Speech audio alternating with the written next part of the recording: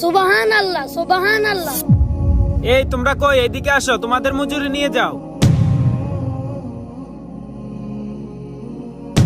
এই নাও তোমার 1000। এই নাও তোমারটা।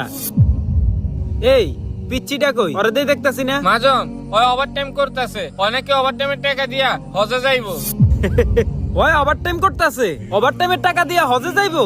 হজ করা কি এত সহজ? মহাজন, গরিবের কত বড় স্বপ্ন, বদলার টিয়া দি বলে আবার হজ যাইব।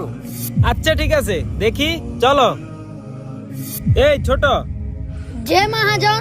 তুমি নাকি ওভারটাইমের টাকা দিয়ে হজে যাইবা?